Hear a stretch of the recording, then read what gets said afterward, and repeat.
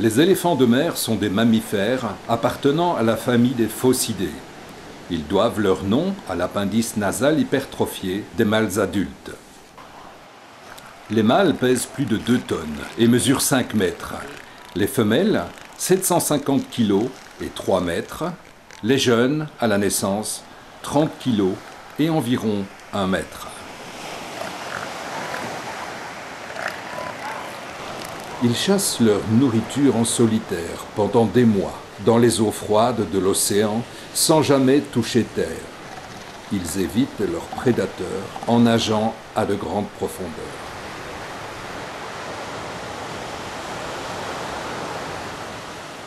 Ils sont protégés du froid par une épaisse couche de graisse. En Californie, c'est ce qui les a conduits à leur perte. Après avoir, par une chasse acharnée, éliminé les baleines, les industriels de la pêche se sont attaqués à l'éléphant de mer, dont la graisse a la même propriété que celle de la baleine. Ils furent exterminés jusqu'au dernier. Jusqu'au dernier? Pas tout à fait. On en a retrouvé quelques dizaines sur une petite île au large de la Californie mexicaine. En 1922, le gouvernement mexicain leur accorda le statut d'espèce protégée, bientôt suivi par le gouvernement américain. Ce fut un succès qui démontre, si besoin en était, l'utilité de protéger légalement une espèce. On estime qu'à l'heure actuelle, le nombre d'éléphants de mer de Californie dépasse les 200 000 individus, tous descendants de la petite colonie survivante. Les craintes concernant le risque de consanguinité ne se sont pas concrétisées.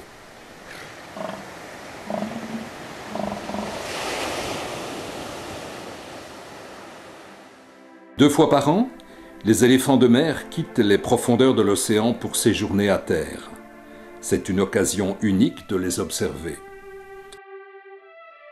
Curieusement, ces animaux solitaires semblent très bien s'accommoder de la vie en groupe lorsqu'ils sont rassemblés. En mai et juin, ils sont sur la plage pour la mue. Cette période semble peu spectaculaire. Elle est pourtant d'un grand intérêt scientifique. Pendant tout leur séjour à terre, les animaux ne mangent pas. C'est pourquoi ils sont économes de leurs gestes.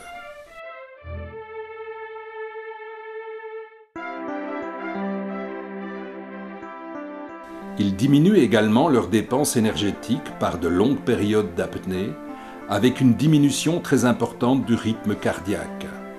Parfois, ils donnent même l'impression d'être morts, ce qui n'est pas le cas. À ce titre, ils font l'objet de recherches pour mieux comprendre certaines affections humaines, y compris l'apnée du sommeil et la mort subite du nourrisson. Bien armés contre le froid, ils le sont moins contre la chaleur. Pour s'en protéger, certains éléphants de mer se rapprochent de l'eau. D'autres individus utilisent le sable comme écran solaire. C'est aussi un geste qui sert à évacuer le stress.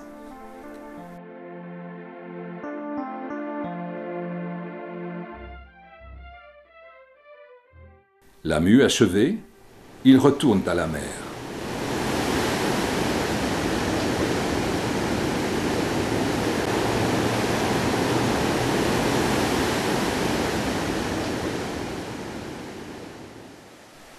À partir du mois de novembre, c'est la période de reproduction. Les mâles sont les premiers à aborder le rivage. Certains ont parfois parcouru plus de 6000 km aller-retour.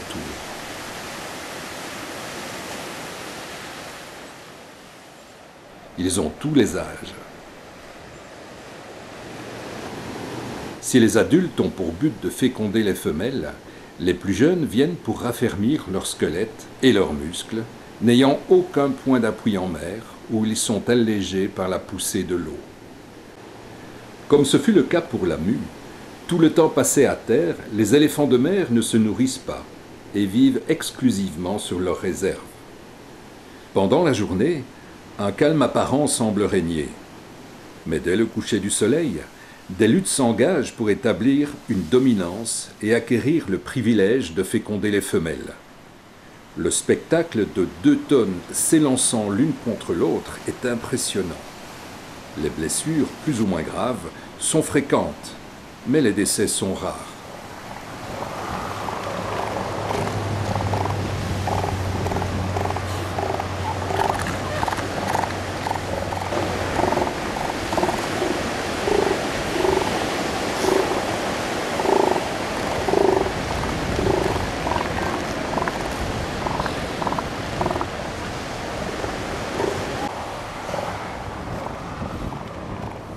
La lutte se poursuit longtemps après la disparition du soleil.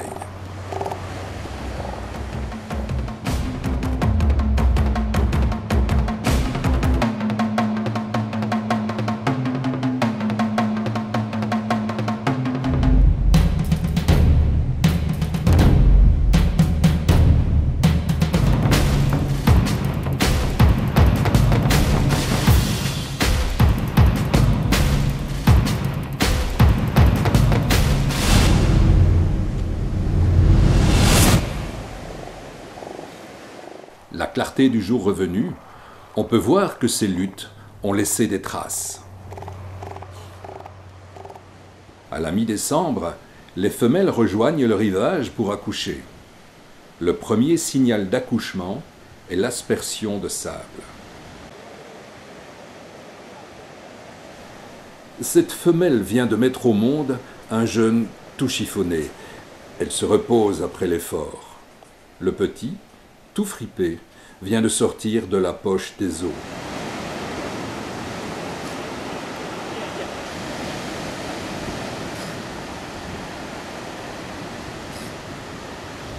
Une femelle vient aux nouvelles. Elle n'est pas la bienvenue.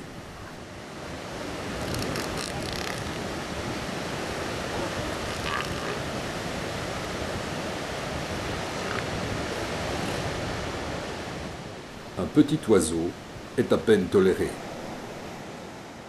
La maman va parler à son bébé pour qu'il s'imprègne du son de sa voix et soit capable de la reconnaître s'il venait à être accidentellement séparé. Ce moment privilégié est plein de tendresse.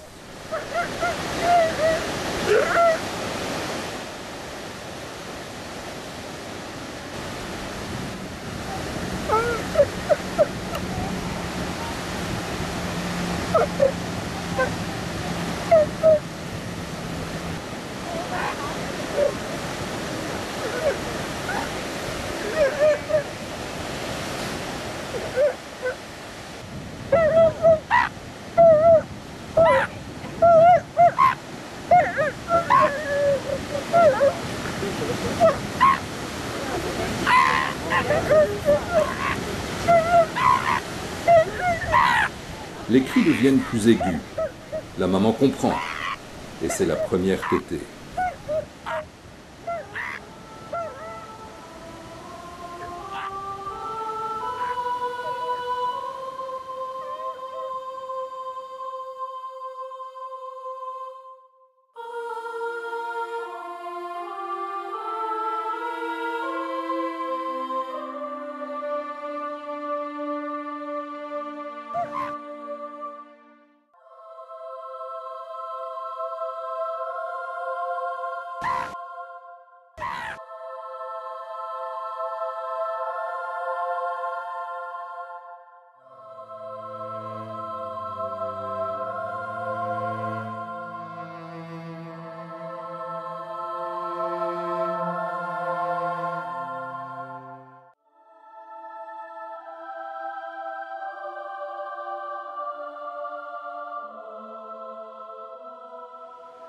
Fin janvier, la plage offre un spectacle varié.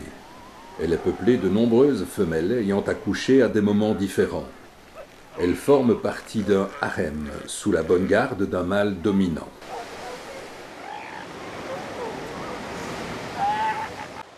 Les mamans vont nourrir leur bébé pendant 4 semaines avec du lait de plus en plus riche en matière grasse. Les bébés vont alors peser de 130 à 160 kg. Ils ont quadruplé leur poids de naissance. Au contraire, les mamans, qui pesaient en moyenne 750 kg, ont perdu environ 40% de leur poids.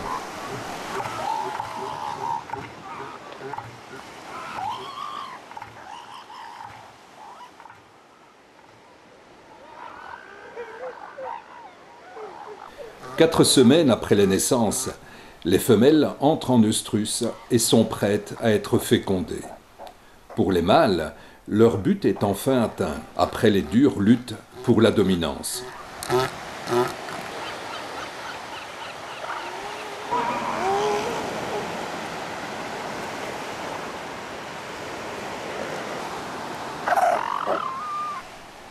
L'embryon résultant de la fécondation va rester dormant pendant 4 mois environ. Ce temps est mis à profit par la femelle pour reconstituer ses réserves. L'embryon s'implantera ensuite dans l'utérus pour entamer une grossesse qui va durer 8 mois. C'est l'origine de l'intervalle d'1 an entre chaque naissance. La fécondation n'est pas la seule préoccupation des mâles. Ils veillent à chasser les mâles évincés qui cherchent à s'accoupler avec les femelles de leur harem.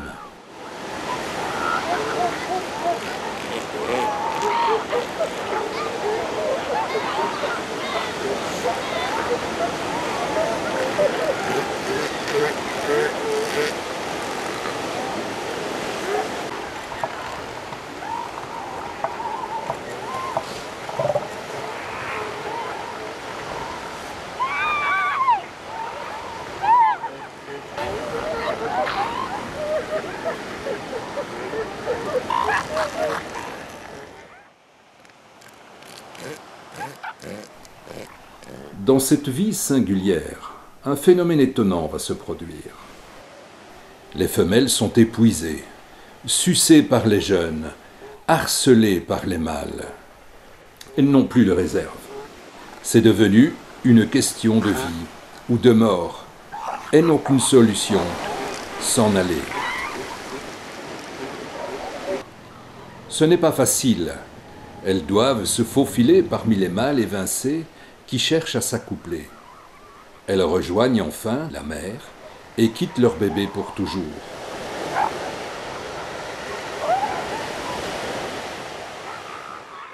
Les jeunes sont désemparés. Chassés de partout, ils vont se rassembler.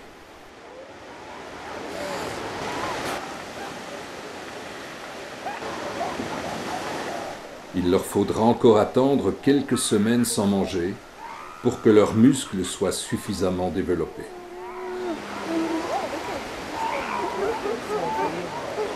En attendant, ils s'exercent à la nage dans les petites mares formées après la marée, avant le grand départ en mer où ils devront tout apprendre seuls.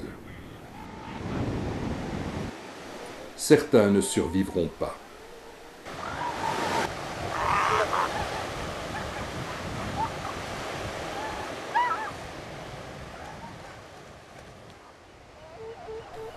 En avril, la plage est pratiquement vide, mais un nouveau cycle à terre va bientôt recommencer. Le nombre total d'individus augmente régulièrement, année après année.